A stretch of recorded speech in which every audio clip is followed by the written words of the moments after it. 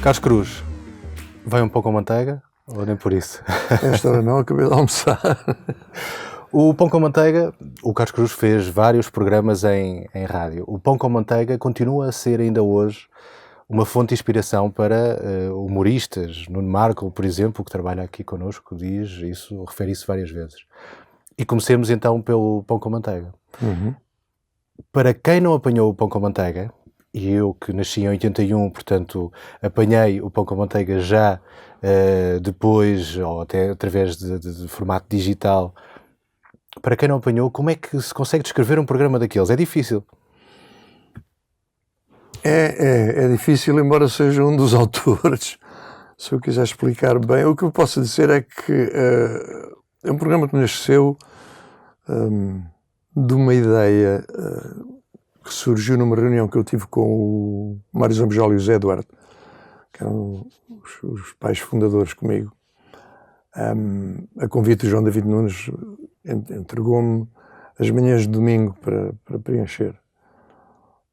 Eu não sabia o que é que havia de fazer, então, como não gosto muito de trabalhar sozinho, gosto sempre de trabalhar em equipa, e sou muito amigo do Mário e do Zé, reunimos lá em minha casa e eu disse-lhe, pá, tenho aqui um desafio que é as manhãs de domingo da rádio comercial. Pá. O que é que a gente vai fazer? E dissemos várias asneiras. Até que um deles, julgo que foi o Zé Duarte, que disse, e se fizéssemos tudo ao contrário? Então tudo ao contrário é o quê? Os programas estão sempre a dizer para a malta telefonar e oferecem t-shirts, então nós vamos fazer um programa em que desafiemos os ouvintes a não telefonar, a não nos ouvirem, a mudarem de estação.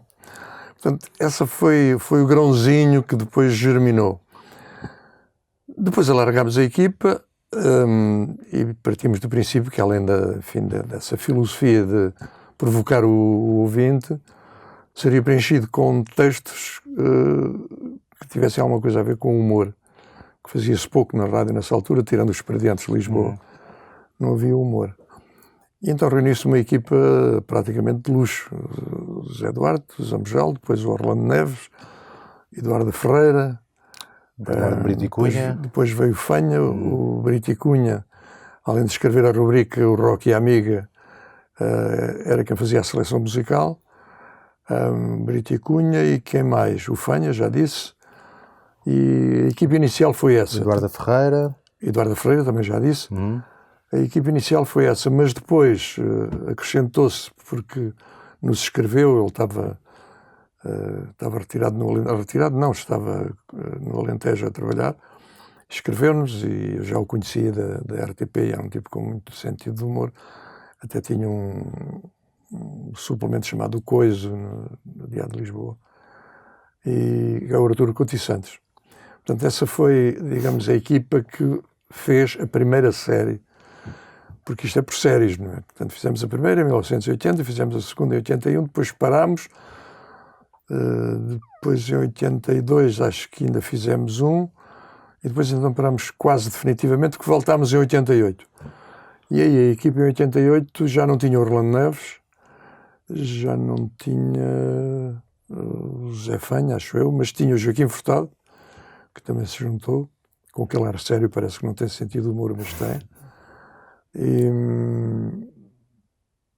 E foi essa equipa que fez a segunda série em 88, que tinha um suplemento impresso na capital. Nós fazíamos o programa ao domingo e depois, acho que era na sexta-feira seguinte, a capital tinha um suplemento que era exatamente Pão com Manteiga, com textos do programa anterior. Porquê ao domingo? O programa era das 10 às 13 e dá num fim de semana, que hoje em dia não é necessariamente a altura onde se ouve mais rádio. Porquê que calhava ao domingo? Havia alguma razão especial, tendo em conta o sucesso todo que tinha o programa? Não, foi ao domingo porque o João David Nunes queria o domingo. Ele era o diretor e convidou-me para fazer as manhãs de domingo, portanto nem discuti. E como é que era o processo criativo disto? Porque quem ouve, quem vai ouvir, e está disponível, até mesmo nós temos no site dedicado aos 40 anos, quem vai ouvir há uma desconstrução completa da realidade e, portanto, há ali, é tudo um pouco de pernas para o ar naquelas histórias. Portanto, eu presumo que aqueles momentos de criação, os momentos criativos entre equipa, fosse algo completamente louco. Era um bocado hilariante, mas funcionava assim. Cada um escrevia em casa sozinho. Tema livre, exceto o Brito e Cunha, que tinha o Rock e a Amiga para construir. O resto escrevia em casa. Depois, à quinta-feira à noite, reuníamos-nos em minha casa. E aí é que era a rabaldaria completa. Quer dizer, porque eu lia os textos todos em voz alta na reunião para ver o efeito que aquilo provocava e desmanchávamos todos a rir. Às vezes eu não conseguia ler. Isso chegou mesmo a acontecer. Eu ler, por exemplo, 1 ou 2 textos. Aconteceu várias vezes. Lá em casa, rimos-nos muito. Eu voltei a ler, voltámos a rir. E depois na emissão desmanchei-me a rir a meio do texto, em direto. Quer dizer, não funcionava depois. Porque o texto era fortíssimo. E havia de facto a preocupação de... não sei se era desconstruir, se era assumir um certo nonsense fora da realidade, em que houvesse uma lógica antilógica, não sei se me faço entender, e desconstruir sim a língua portuguesa, o significado das palavras. Portanto, aplicar as palavras que semanticamente de forma completamente diferente e em situações inimagináveis, não é? Eu lembro, por exemplo, de uma frase que é: quem escreveu os Lusíadas não foi o Luís Vaz de Camões, foi um sujeito chamado Luís Vaz de Camões. Coisas desse tipo. E depois houve frases que ficaram no ouvido das pessoas: só falo na presença do meu advogado, ó tio, e esta portanto, nasceu no Pão com Manteiga, depois o Peça adotou-a com muito êxito e com muito brilho, como era costume da parte dele. E esta saiu-me espontaneamente uma vez num diálogo com o Zé Duarte. Acabámos o diálogo e eu disse: e esta, E meti o disco. E ficou.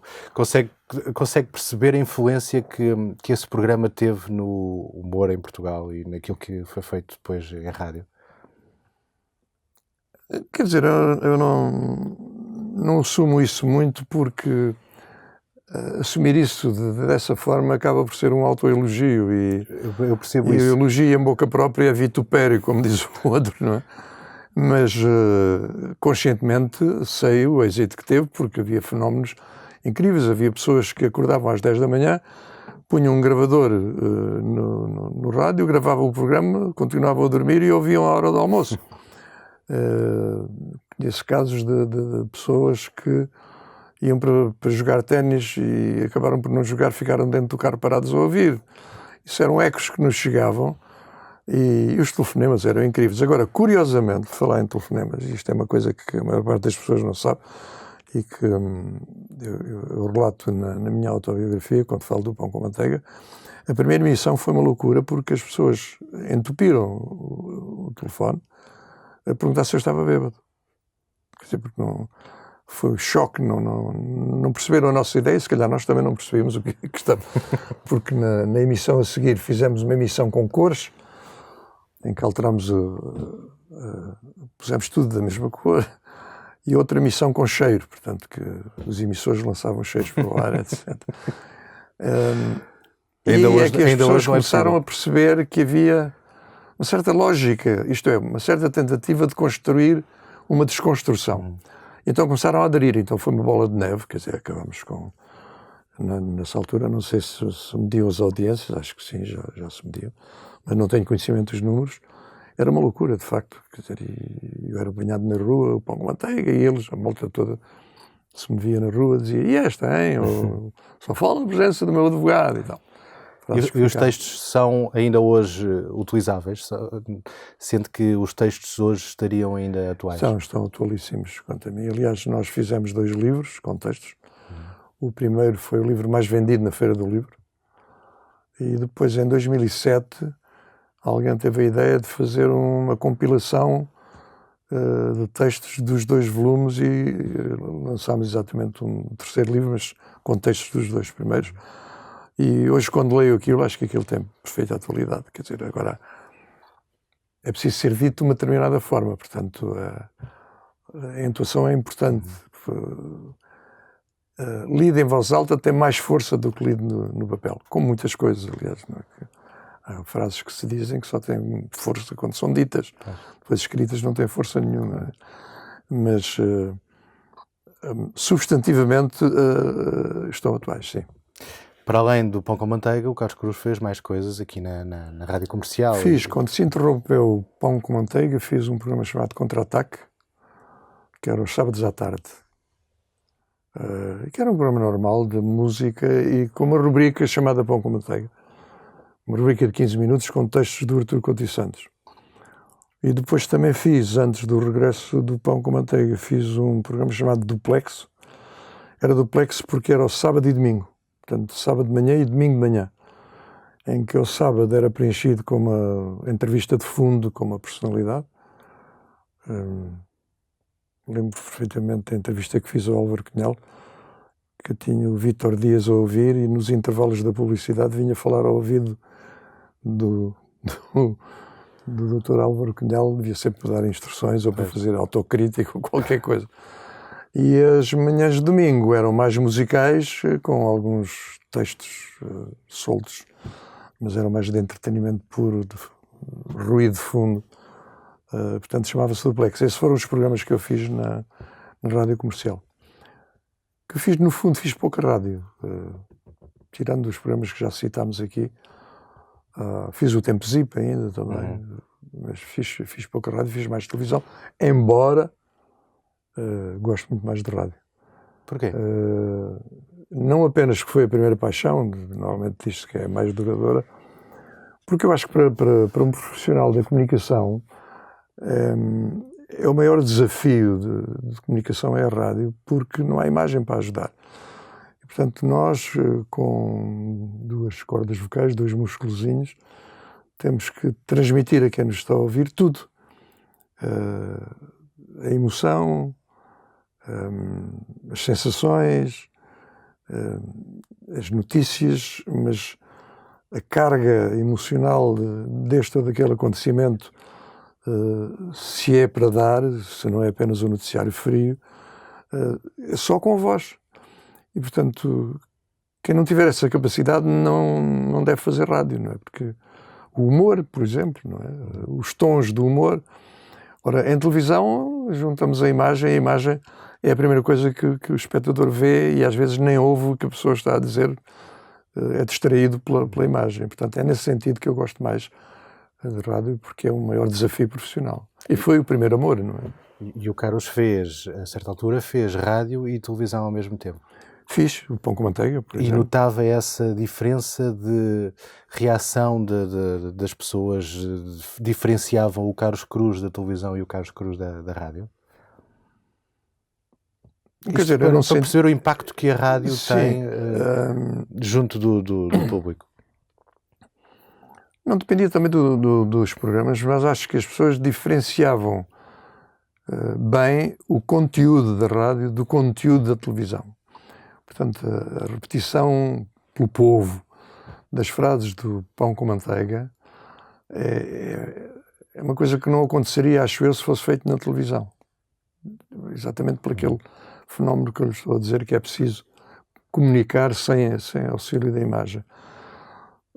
Agora, a televisão tem outro tipo de impacto, até por ter imagem, não apenas a imagem de quem apresenta, mas a imagem que ilustra aquilo que ele está a dizer. Mas, enfim, tive programas de grande impacto na televisão também, como o Zip Zip e 1, 2, 3. Portanto, são os dois programas mais fortes que eu fiz, embora tenha um terceiro que, para mim, pessoalmente, me deu mais gozo, para além do Zip Zip. O Zip Zip foi o que me deu mais gozo. Mas um outro programa que eu fiz na RTP2, que foi o Carlos Cruz Quarta-feira, aquela série de entrevistas, que depois acabei por publicar um livro com 12 delas, aquelas mais fortes. O Carlos há vários anos, estávamos a falar disso há pouco, que não entrava nestas instalações. É verdade, desde 88. Como é que foi entrar numa rádio, ou em instalações de rádio de 2019 e ver esta diferença, o impacto que eventualmente tem. Estivemos aqui, antes desta entrevista, estivemos aqui a ver o que era, o que não era na altura. Como é que é esse impacto, essa diferença? Bom, quando entrei, reparei que a recepção é nova. Estava uma senhora muito simpática à entrada que me recebeu da melhor forma, com toda a simpatia. E depois, quando entrei aqui consigo, senti-me um bocado numa nave espacial. Quer dizer, olhei para os equipamentos todos, que eu não sei se conseguiria trabalhar. Bom, aquilo aprende-se, mas enfim, também não deve ser muito complicado, mas a passagem para o digital, quer dizer, alterou completamente todas as formas de trabalhar. E eu não acompanhei essa mudança, eu sou analógico. Eu trabalhava com discos de vinil, não é? De 33 rotações ou de 45 rotações, os EPs, os singles, essas coisas. O que era engraçado, porque aquilo não era programável por nenhum computador. Vocês hoje têm computadores, podem programar a sequência musical. A nossa sequência musical era programada na cabeça e com as mãos, não é? E tínhamos que acertar a faixa enquanto um estava a tocar, como os discos jockeys fazem nas discotecas, acertar uma faixa com o escutador só num ouvido, para estar a ouvir e estar a falar ao mesmo tempo. Havia momentos no Pão com Manteiga em que eu estava em diálogo com o Zé Eduardo, que havia muitos diálogos no programa, e estava simultaneamente a acertar a faixa que ia tocar a seguir, não é? De maneira que era um desafio um bocado maior, físico. E este corredor, que lembranças tem? Há histórias sempre de bastidores que podem ser engraçadas, umas mais contáveis do que outras, presumo eu. Sim. Lembra-se de alguma história de corredor, assim, ou de bastidores engraçada? Já falou aí também do processo criativo do Pão com Manteiga. Não, há uma história engraçada e espero que os ouvintes espectadores percebam que eu não quero de maneira nenhuma minimizar ou ridicularizar uma deficiência física de alguém. Mas havia um senhor funcionário do Rádio Clube Português, então Rádio Clube Português, um grande amigo, aliás, mas que estava encarregue de fazer a leitura prévia dos textos que passavam nos programas para cortar ou aprovar. Portanto, tecnicamente era um censor da estação, não era um censor oficial.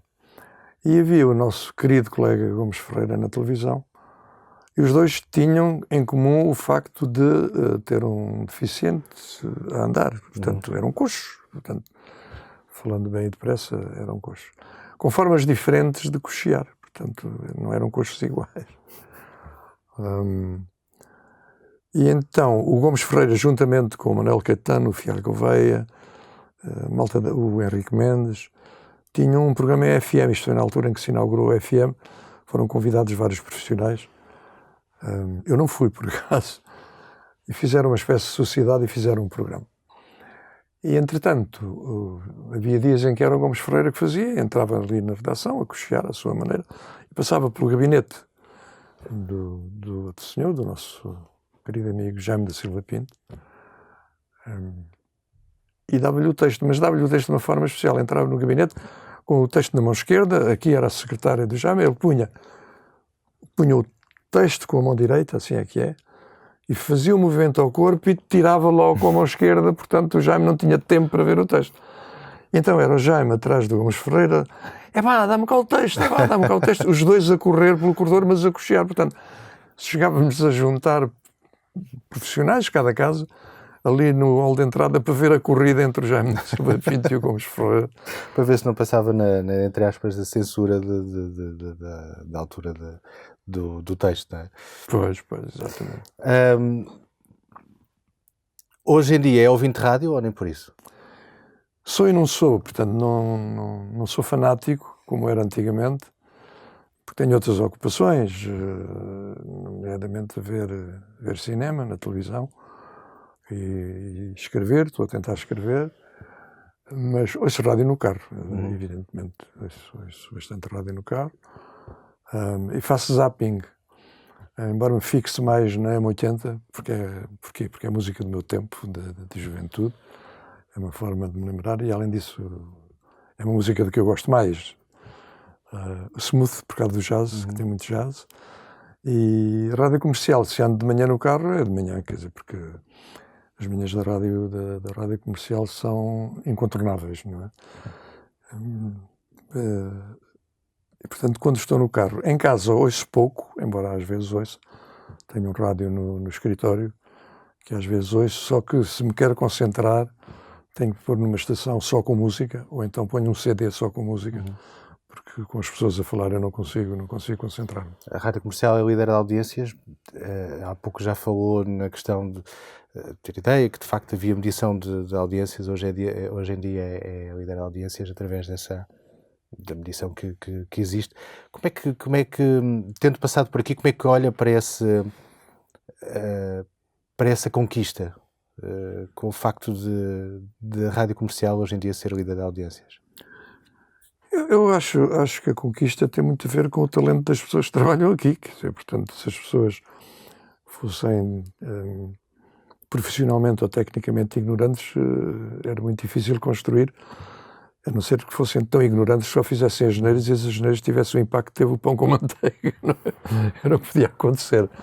Mas não, acho que é muito o esforço de uma equipa, aliás, de luxo, não é? Onde estão profissionais brilhantíssimos, que eu admiro profundamente. E outra razão é que os ouvintes não são parvos, não são estúpidos. Quer dizer, portanto, há muitas vezes a ideia de deixa estar, eles não percebem, ou eles percebem, mas mal. Que, portanto, às vezes fazem-se asneiras por uma tentativa de ignorar ou para ignorar os ouvintes. E os ouvintes apercebem-se disso, portanto, procuram onde está o bom gosto, onde está a inteligência, onde está, neste caso concreto, também o humor. E o humor é uma arma terrível, é uma lâmina com vários gumes, é polivalente. O humor não só é fazer rir as pessoas, mas é fazer pensar. O Solnado dizia que o humor era uma coisa muito séria. E de facto é verdade. O humor é uma arma terrível para crítica, para desmontar situações negativas na vida. Toda a natureza económica, política, moral, tudo, com humor chega-se ao fundo e consegue-se destruir mesmo, ou pelo menos deixar no ouvinte ou no leitor a ideia de que aquilo em que acreditava ou de que aquilo que ele respeitava, afinal, não é para acreditar ou não merece o seu respeito. E isso, o humor é fantástico. E as manhãs da rádio comercial têm muito essa componente, tem a componente do humor e tem uma coisa que salta cá para fora do rádio, que é a alegria. Quer dizer, as pessoas fazem aquilo com alegria, gostam daquilo que estão a fazer. Isso é outra coisa que acontece muito na rádio, que é as pessoas têm que se aperceber que quem está do lado de cá, quem está ao microfone, não está ali por frete, está ali porque gosta de fazer aquilo. Isto nota-se na voz. Por isso é que eu digo que a rádio é um desafio terrível para o comunicador. Porque transparece tudo, não é? A voz diz tudo, quer dizer, eu posso estar a tentar ler um texto engraçado e transmitir imensa tristeza, não? Porque posso estar, ou que morreu uma pessoa de família, ou porque tive um grande desgosto, ou porque acordei mal disposto, ou porque sou bipolar e estou numa depressão, e as pessoas do lado de lá apercebem-se disso. Portanto, e as manhãs da rádio comercial têm essa alegria da autenticidade, ou essa autenticidade alegre, se quiser, e é muito bom. E é giro perceber que, portanto, no início dos anos 80 apareceu essa ferramenta importante para a rádio, que foi o humor na rádio, neste caso com o Pão com Manteiga, e estes anos, todos estes anos depois, o humor continua a ser uma arma predominante para que os ouvintes se sintam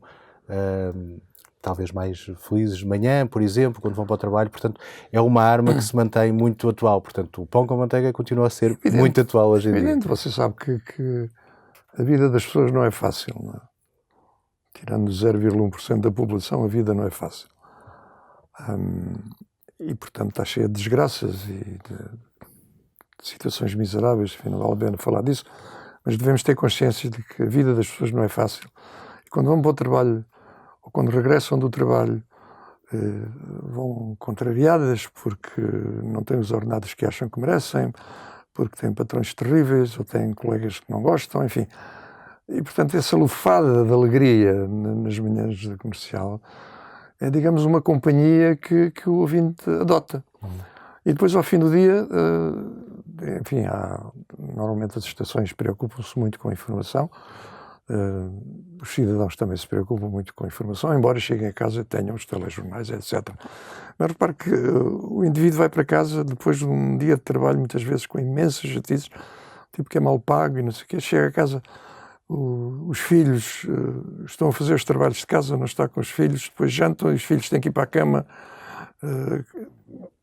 Todos estes condicionalismos do nosso cotidiano são um terreno muito fértil para o humor. E o humor aí pode ser também a denúncia deste tipo de situações, percebe? É nisso que o humor pode ser uma arma, embora haja o humor para pura e simplesmente fazer rir, as anedotas, etc. Quer dizer, aliás, eu recebo centenas de anedotas no WhatsApp, já não sei o que é de fazer. Afinal é digital. Estava a dizer que não era digital, que era analógico, afinal é digital. Porque... Não, o meu telefone é digital. Mas eu tento perceber tudo o que é digital, como é evidente. Não sou completamente ignorante. Agora, se me dissessem assim, vais ali para a cabine e vais fazer 1 hora. Eu olhava para os CDs e agora como é que isto funciona? Alguém teria que me ensinar, mas também... Para os CDs provavelmente já não iria olhar também. Já são penas, é? Já está tudo já é disco rígido. Dentro do disco, sim. Está a ver até sei o que é um disco rígido. E como é que olha, já falou um bocadito sobre isso e portanto temos estado a conversar sobre essa parte, mas muito virado para o humor. Como é que olha para o futuro da rádio? Porque sempre, desde que apareceu a televisão, fala-se na questão e o Carlos que trabalhou nos dois meios, ouviu isso de certeza imensas vezes. O fim da rádio com a televisão, o fim da rádio com o YouTube, o fim da rádio com outras plataformas que vão surgindo. Porque é certo que a rádio mantém-se estável e com muita vida. Como é que olha para... Ao contrário da imprensa. Ao contrário da imprensa. Como é que olha para o dia de amanhã da rádio? Acha que consegue visualizar alguma coisa? Eu tenho alguns pensamentos sobre esse tema. A rádio como conceito de comunicação não desaparece. Aliás, cada vez mais a comunicação é importante nas civilizações todas do planeta, não é? Portanto, não há civilização sem comunicação.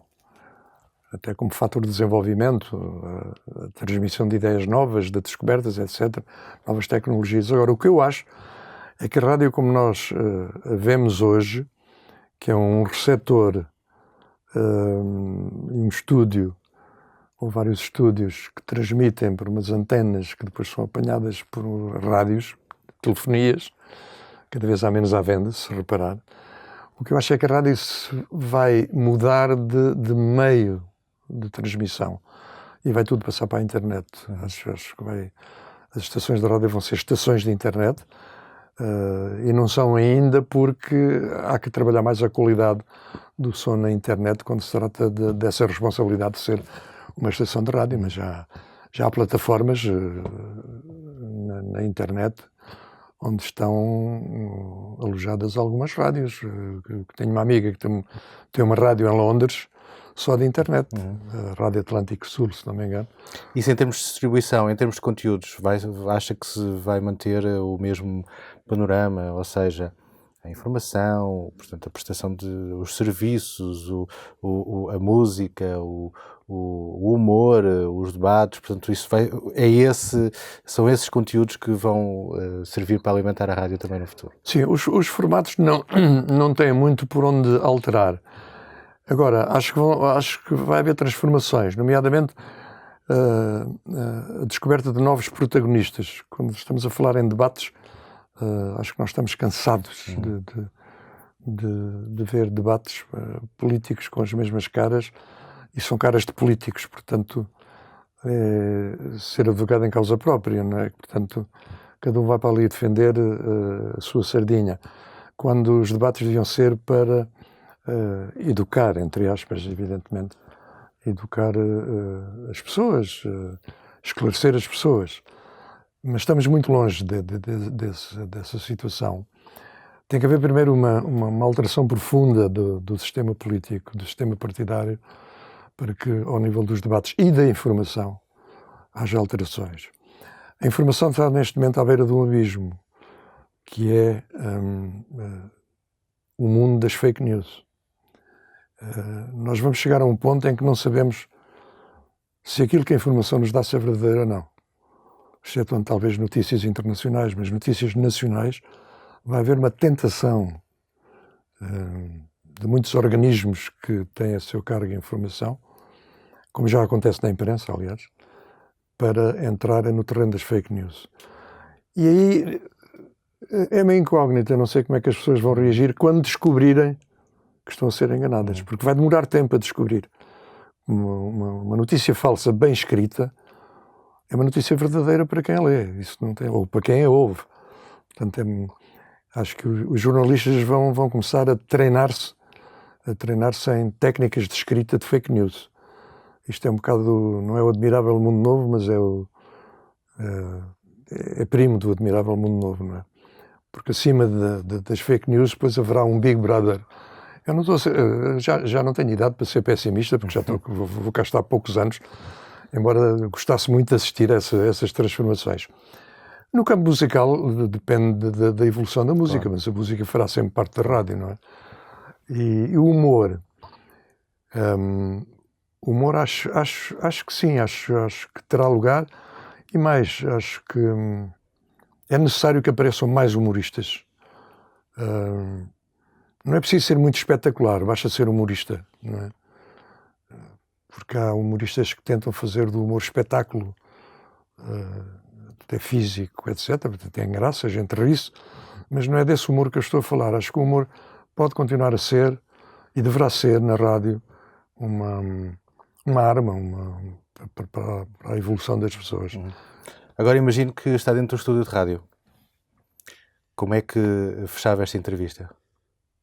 Como é que fechava a entrevista? Sim.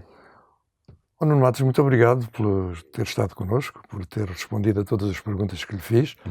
Espero voltar a vê-lo, possivelmente numa outra entrevista, porque a sua profissão tem muitas novidades para dar ainda no futuro. E quanto a nós, ouvintes, está na altura de dizermos até amanhã, para mais uma entrevista com outro profissional da rádio, para que os ouvintes cada vez mais conheçam este mundo maravilhoso que é a comunicação através da rádio e da voz. Boa noite. Quem sabe nunca esquece. Obrigado. Nada, obrigado eu.